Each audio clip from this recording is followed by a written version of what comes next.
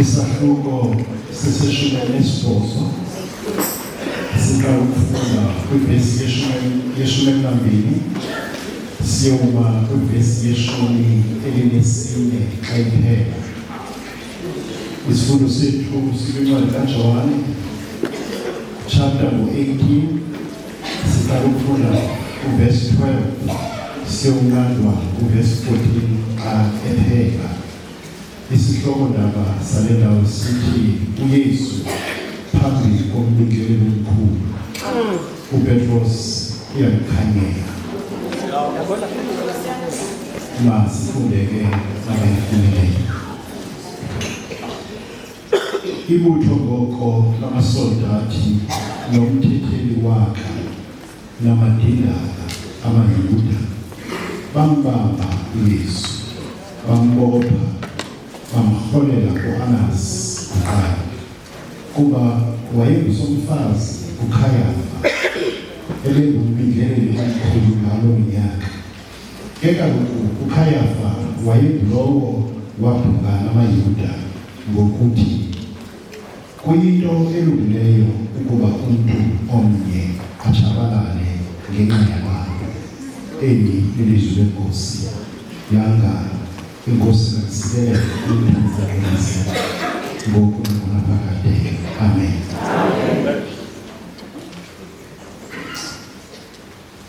Akhange ndinikwe vesi. Ndijulwe nje ngabencwadi.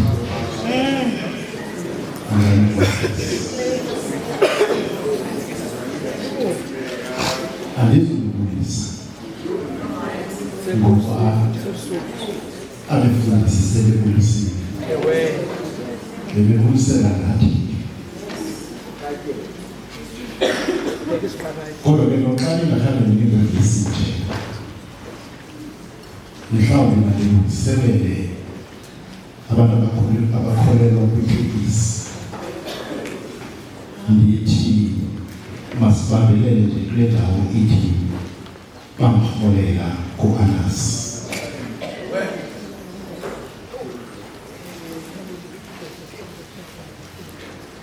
Kusemva kokuba uYesu ebehleli egumeni eliphezulu nabafundi bakhe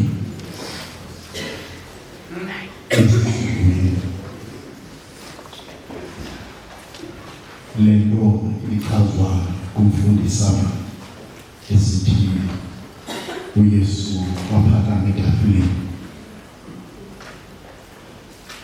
Kodwa emveni kwesasifo uYesu uye wathatha abafundi bakhe waphuma nabo kulo mhlaba walapha eJerusalem.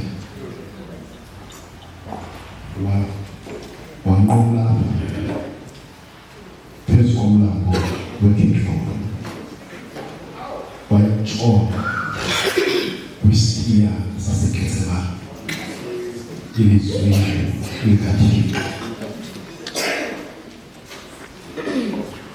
Ufika phaa abashiye kancinci abafundi bakhe ngenjongo zokuba esiyathandaza. Kanti ixesha ayothandaza ngalo ibhunga lihleli. Ilizwi likaThixo.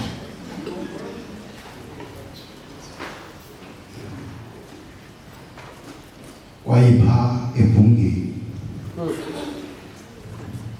ukhona naye uJudas Iscariot.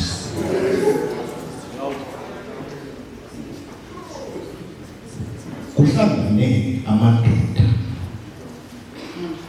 athi umbhali esichazela ngalo yayingamadoda angama-70 iqumrhu leSanhedrin. Kubhungiwe okokuba kufuneka lingakathi ilanga uYesu ebanjiwe ilizwi likaThixo. Ubhizi uYesu kule ngadi yaseGetsemane uyathandaza. Ngapha kukhutshwa amadoda ngababingeleli nabapristi, kukhuluma umkhosi waseRoma uba mawuphume uyokulanda uYesu. Bakhokhelwa nguJudas Iscariot ilizwi likaThixo. Be careful ukuhamba nabantu uqinile ngoba azishola sakho ilizwi likaThixo. Wena Judas phofu abakhange bambhale ngoba akakho phakathi kwabo. Bambona uJudas xa engene egadini yaseGetsemane ehuka ihloko lendiba lamadoda azokubamba uYesu ilizwi likaThixo. Uthi ke umbhali bafika phambi koYesu wababuza okokuba nifuna kanina. Athi lamadoda sifuna uYesu waseNazaretha. Uthi ke umbhali babuye bawa bankuwa wasondela uYesu waphinda wababuza uba nifuna kanina ilizwi likaThixo. Uthi ke umbhali baphinda bathi sifuna uYesu waseNazaretha ilizwi likaThixo. Yathi uPetro kaYesu ndimi uYesu waseNazaretha. Bayekela bahambe ngoba into wayeyikomba uYesu kwakusele kwenzeka idamage yokubana kubanjwe uYesu nabafundi bakhe ze kungabikho abantu bokushumayela ilizwi likaThixo.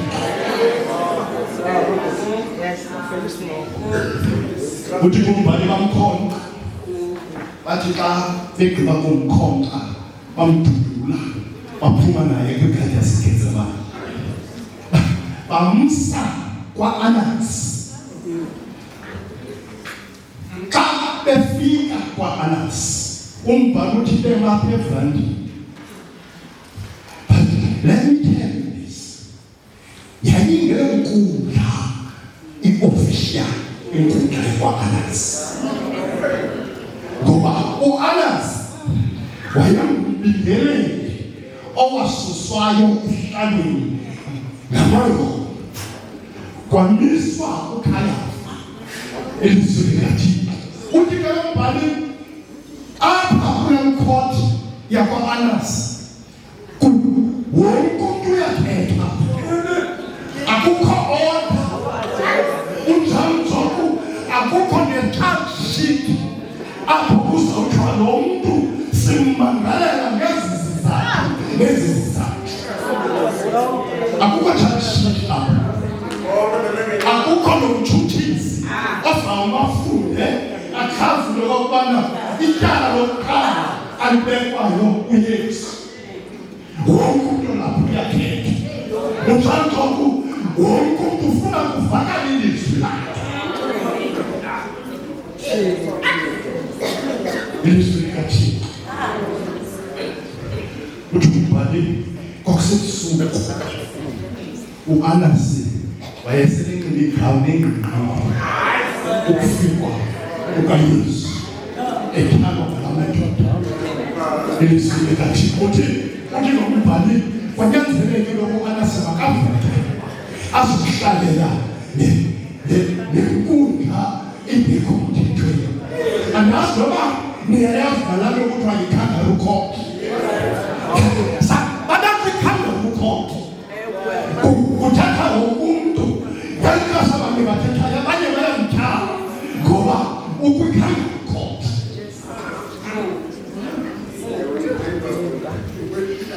bamkhumbela kwa-Anasi.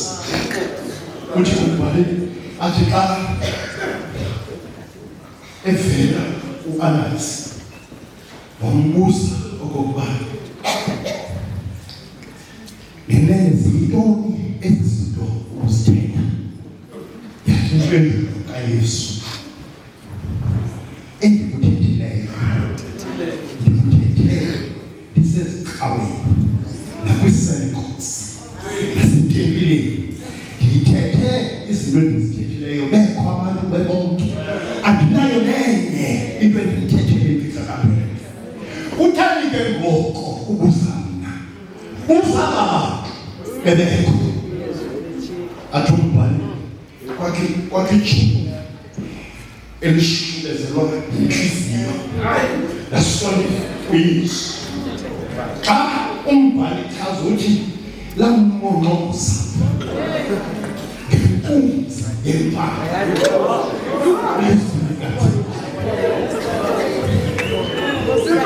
wathi kuYesu wathi ukuba ngithetha uxoxe nalokuxoxa kwakuba ndithetha inyani ndinelinyaniso andibathana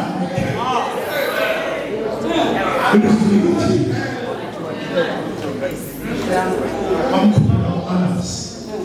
Uthi ke umbhali wathi beyijonga u-Anasi wathi ndakangase xa u-Anasi ejonga le mpithisi yenziwa kwikhoti yakhe ngaba bantu waqonda into yoba andinamgweba.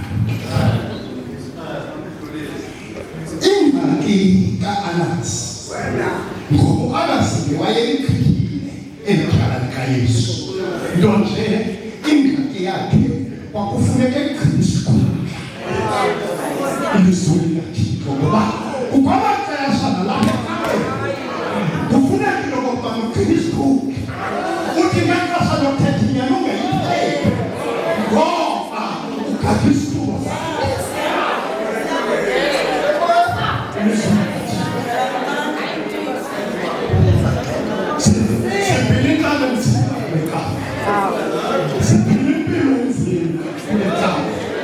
Siphila nabantu abangakwazi ukuthetha inyani ngexesha lokuthetha inyani. Uthi umbhali umkhululela kumphanyana wakhe ilizwi likaThixo, kodwa notamkhulula nje uyamazi okokuba akanatya. Wayemazi akanani ilizwi likaThixo.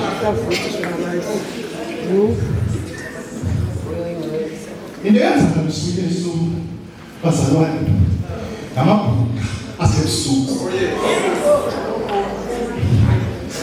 Yona yenza uYesu libhunga elalihleli ngumnyama kwakhanya ilizwi likaThixo. Athi umbhali uKayafa wavela wathi xa zokukhonvinsa lamadoda esengedwa wathi kuwo mamelana kulungile okokuba kufunda enye emkhulwini yabantu abaninzi ilizwi likaThixo.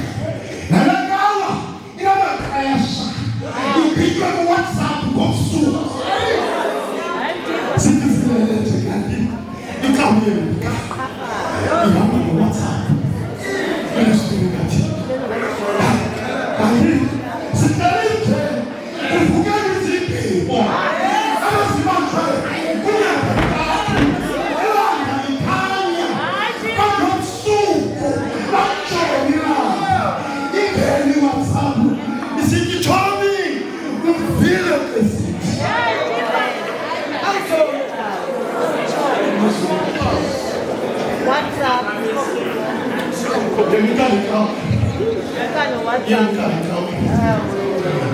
WhatsApp kunye noFacebook.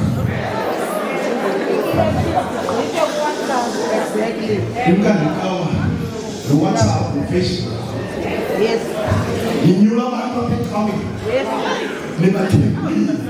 Yes. Ngikingile okubana umuntu kaThixo khona. Kanti khona umuntu kaThixo. Ntonja bekuhlaliwe. Ngokunyama bathi xa ubhikwayo phambi kwakasayifundela kanjani. Kwenzeka loo nto kuYesu. eyongibuyelele ngemenze okubana alibina mthetheleni libhunga lakuba amhola athi tsabeke bakumhola amthumela kwakhaya kwa-Anasi u-Anasi waqonda noba qhindo liqhela uzenza ayingangani ndizomqofa u-Anasi ke eyona nto wayegade umkhwenyana lo wakhe egade nguPilato ngoba u-Anasi noxa nje wayengaseyini nguye umpristi